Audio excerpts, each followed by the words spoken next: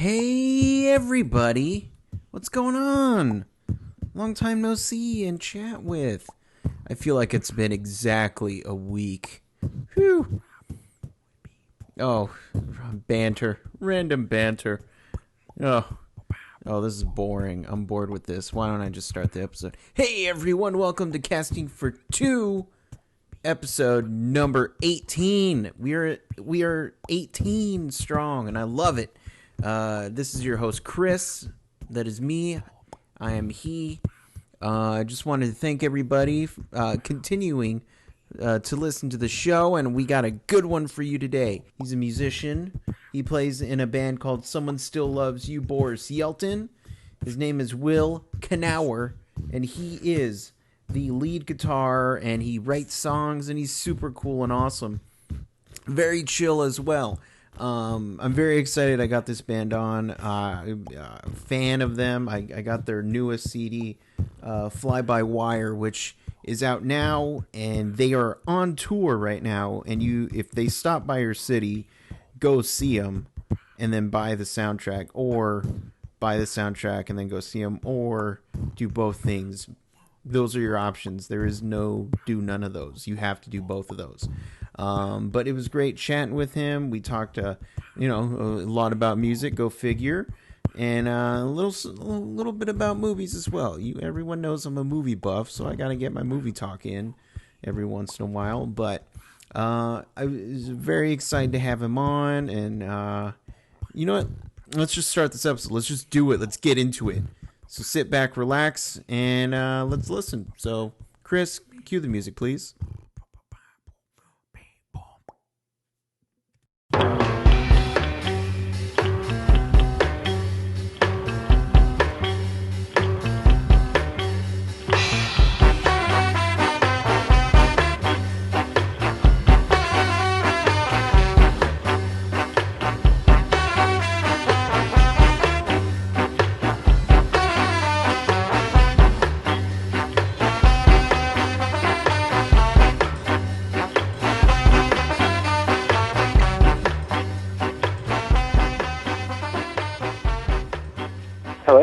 Hello.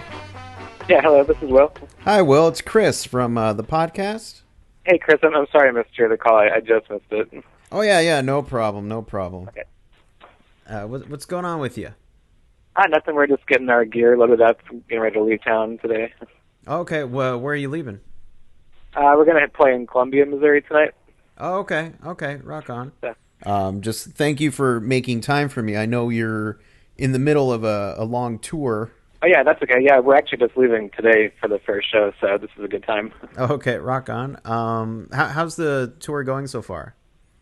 Well, the whole, touring for the album, I think, I guess it's already begun because we did 2 weeks in Japan recently, and that was just amazing. I mean, aside from the shows being really great, just being in Japan is, so beautiful and such a great experience. Have you been there before?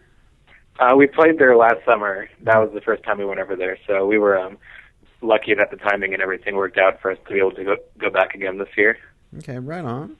And so the band, Somebody Still Loves You, Boris Yeltsin. The question you guys probably get a lot is, how did you come up with the name of the band? But I'm going to ask you, where did you get the part of Somebody Still Loves You? I think we were just feeling kind of sorry for Boris Yeltsin. We got the name right around when he was resigning, so we just wanted to let him know that he wasn't going to be forgotten. Right. So. And have you heard anything from his family members or anybody over there about it? Well, surprisingly, yes. We actually played in Russia this January, and we were invited to play a festival, but then the U.S. State Department found out we were going to go over there, and they thought it would be a good opportunity for us to kind of meet some of the people over there, and we ended up meeting Boris Yeltsin's, one of his good friends, the foreign minister of foreign affairs, and we also met somebody who was the president for the Boris Yeltsin Foundation, and we talked to them and we asked them questions like, would Boris Yeltsin have liked to be at our show? And they said yes, he would have loved this. And we were like less than 1 degree from Boris Yeltsin at that moment. I mean, we were hanging out with his friends, so Oh, right on. Pretty incredible. And what led you to music in general? Were your parents musical or? Yeah, my dad plays guitar and my mom sings a little bit. Mm-hmm. So, I mean, growing up, my dad always played guitar with his friends in the basement, and I think it was just kind of random chance that I got into it myself. I was way more into gymnastics, mm-hmm. and one time at practice, everybody on the gymnastics team was talking about how we should start a band, and everybody said, like, I want to play this, but of course nobody played anything, and I thought, man, that could be actually pretty cool, and so I asked for a bass guitar for, I think, Christmas, and started playing that, but quickly began playing my mom's classical guitar and really fell in love with that. So I switched to guitar, I think, when I was about 14 and formed my own band in my bedroom, and then now I'm playing in Russia. So. Right on. Do you remember the first song you learned how to play? I never learned how to play covers at first. I was just writing songs before I could even play chords. I mean, they sound ridiculous because I wasn't playing chords, but I think I just immediately started making up anything that kind of sounded interesting or weird. So I think the first song I ever wrote was called Bill Shot Chris's Wing Off. Mm-hmm. the classic. Yeah, it's a classic, yeah. Right on. You guys were... Okay, so how does the you get together with the guys in the band, Phil and Jonathan? Okay, well, my high school band played a lot just for fun in the attic, and at some point I met this guy named Phil who went to a different high school, and we found out we each had bands, and we thought it'd be fun to play together. So we went over and played at Phil's mom's house, and his mom said my band sounded like the devil, devil music. Oh, okay. And so yeah, the friendship happened pretty immediately, and then we started playing some shows together, and then we kind of just joined forces and changed the band name to Someone Still Loves You, Boris Yeltsin. So, and then we met Jonathan later. He was just around Springfield playing in different bands, and he helped us out recording our first album. Then he kind of filled in on drums and kind of still playing with us. So. Mm-hmm. And what was it like doing the first album? Like, well, why did you guys decide to do one? What was that process of, like, we need to be heard? Well, I think I left for college for a little bit, and then Phil met John Robert at a college in Springfield, and I'd come back for the summers and stuff, and we ended up just having a bunch of songs, and we thought we should record them for our friends. So my college decided they did not want me to return 1 year, and so I came back, and we just recorded the album that summer just for fun. It was so casual, and we thought we'd just print a couple of them and give them to our friends, and then this magical website called MySpace came out of nowhere, and we put our stuff up on there, and then we were invited to go out on tour, and on that tour, Polyvinyl discovered us, and so we just still been kind of riding that wave of initial good fortune. So, right on. I'm sort of in a band, but not really. It's just me and my buddy, and we just really goof off. But we've always said that we would like to play 2 shows and then retire. Yeah. Just for fun, and we recorded some of our songs, but yeah, we've never done anything with them. They're just ours, so. I love that too. I mean, I love just playing for fun and just playing with your friends. I don't know. Playing shows is fun and being on tour, but I would be happy just playing every day for fun. And playing every day in the garage. Yeah. Right on. Yeah, so you do this first album, which was Broom. And then what is the writing process for that one, or from that one to the next one? As far as, lyrics and stuff like that?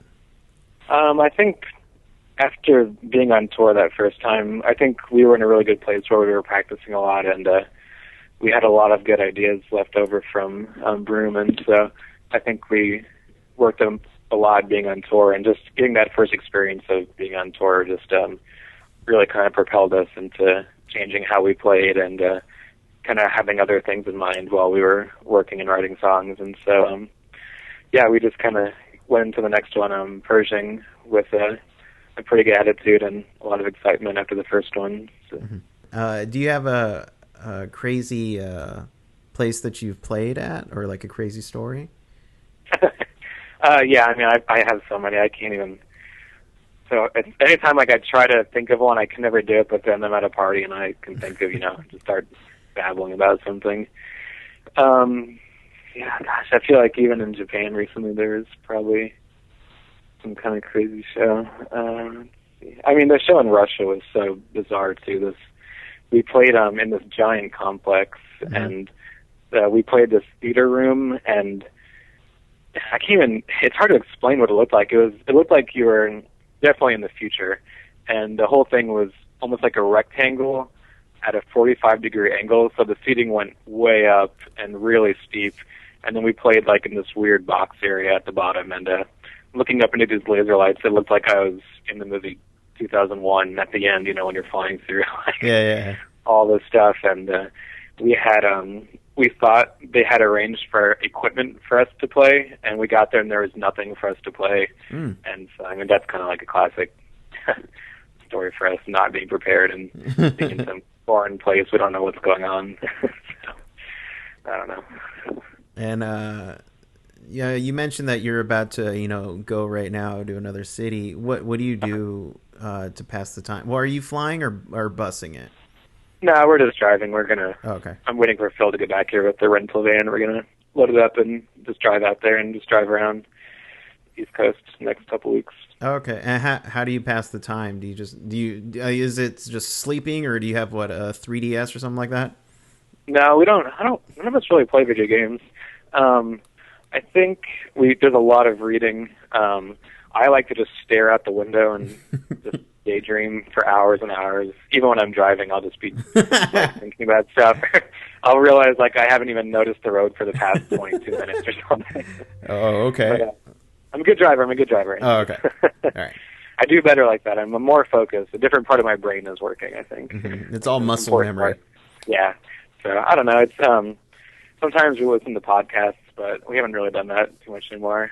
It's usually kind of quiet in the van. Everyone just kind of does their own little thing. Sometimes we'll get kind of talkative, but right on. And so the new CD Fly by Wire. Mm-hmm. I got it I think last month, and once I immediately started researching and trying to take in everything that I could of your music, because I really enjoyed it.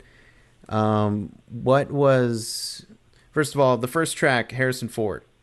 Uh-huh. We all know he's awesome, but where did you come up with the title for that? Why Harrison Ford? I think Blade Runner. The movie was fresh on our minds at that time, and we didn't really have a title for the song. We thought the lyrics were kind of about Blade Runner, and I don't know. Sometimes if we can't think of a good title for a song, we'll just put something funny there. Because I think we hoped that somehow Harrison Ford would find out about us because of the title. And then he'd be like, "You got me."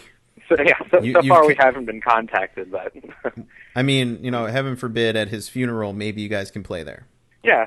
In 2056. Yeah, I hope so. Okay, rock on. But what was the process of making this album?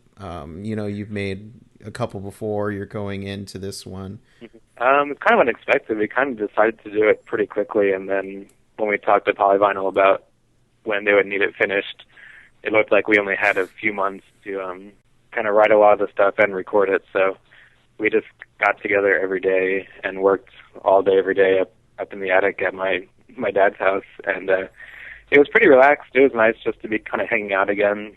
We had done our last album, Let It Sway, at the studio in Madison, Wisconsin, like a very professional studio, and it was nice to kind of come back here and just be hanging out with your friends every day. And I don't know, it was very chill atmosphere, I guess. So.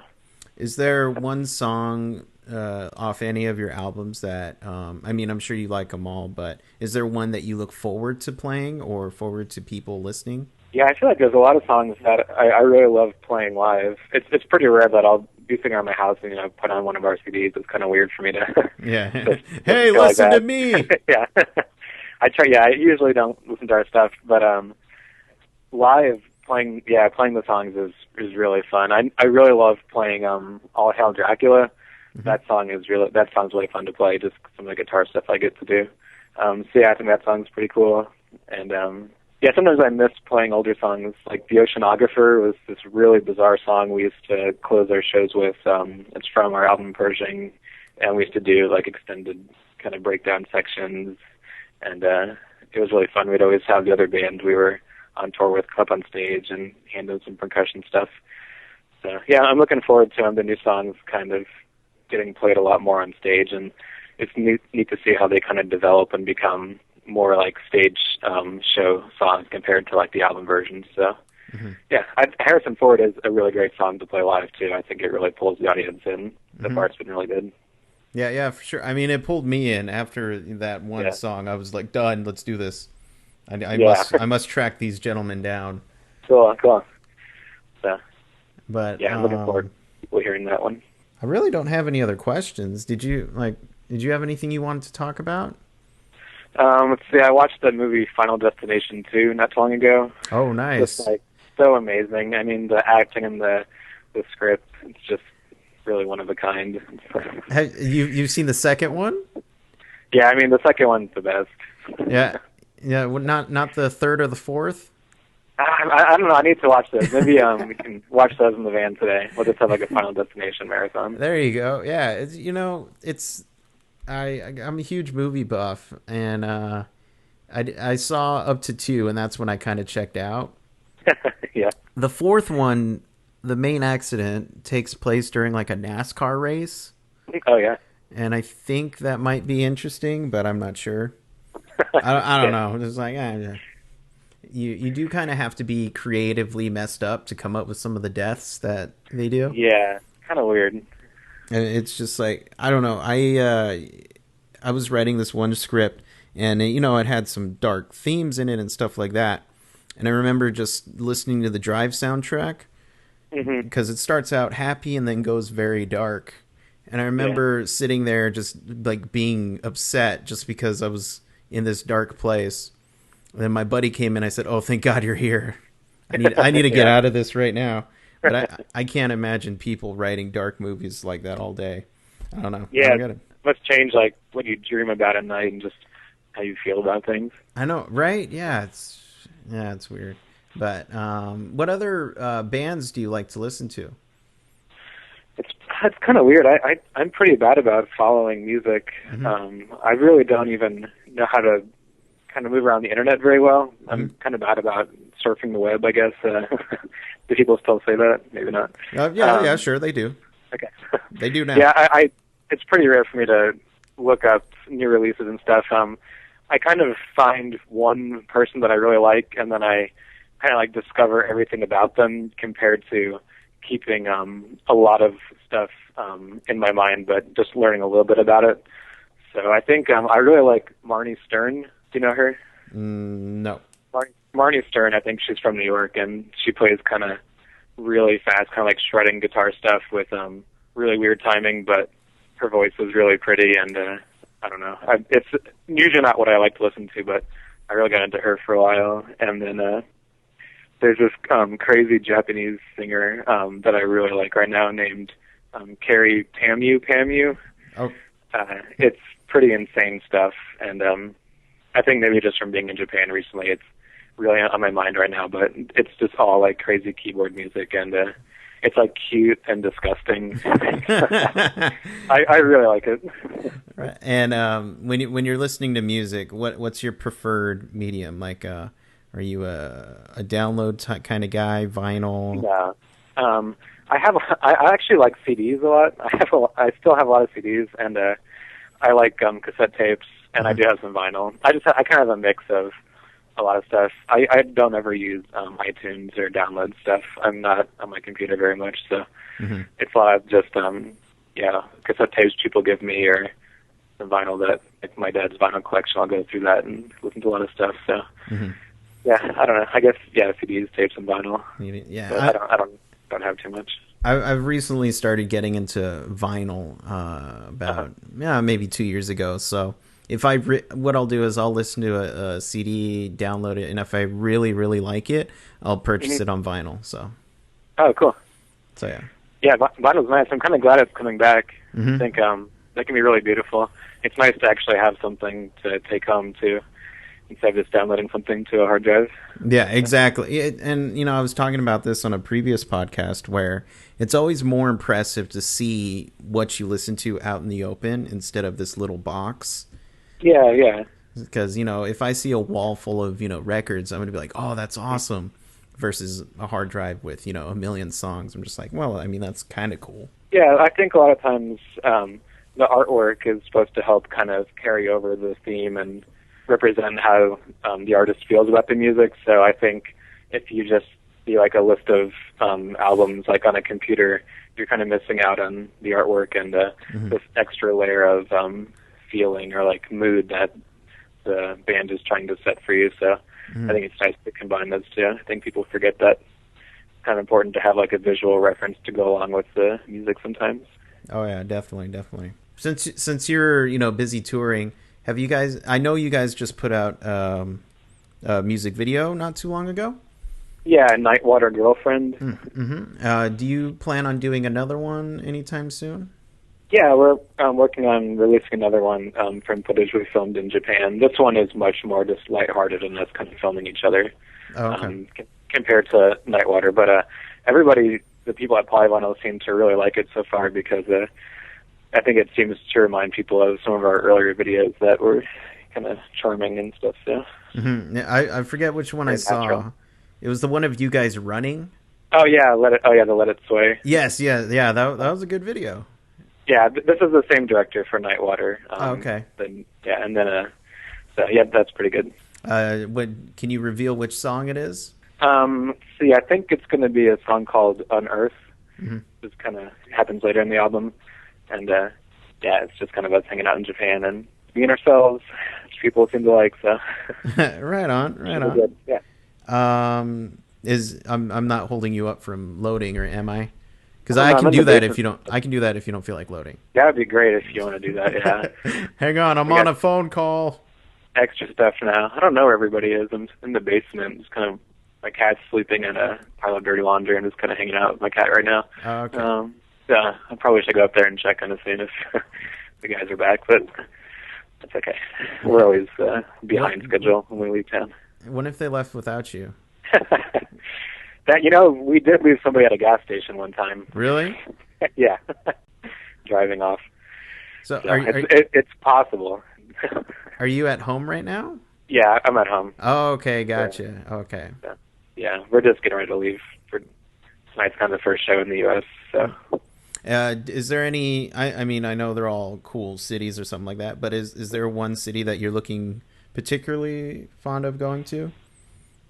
Let's see. I'm looking forward to going to New York. A lot of friends there, and my sister is there, and that'll be nice. I think we're playing a really cool venue, the Marlin Room at Webster Hall. I think it's supposed to be really neat. So I'm looking forward to that. And some of the shows in Missouri will be fun. I'll get to see a lot more of my friends. I think tomorrow night in Kansas City is going to be pretty cool.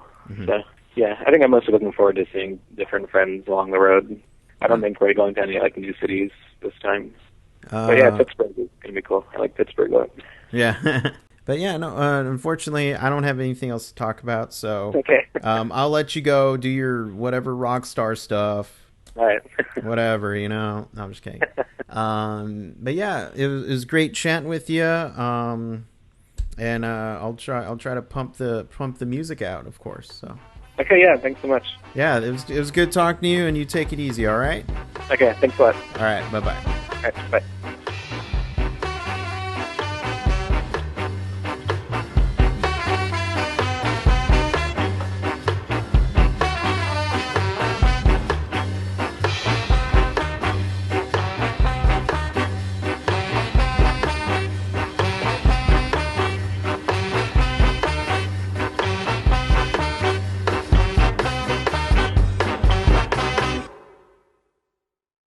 Hey guys, just a quick reminder, you can always catch up with these episodes on Casting for Two castingfor2@gmail.com. You can also follow me at Twitter at castingfor2 or send me an email at castingfor2@gmail.com.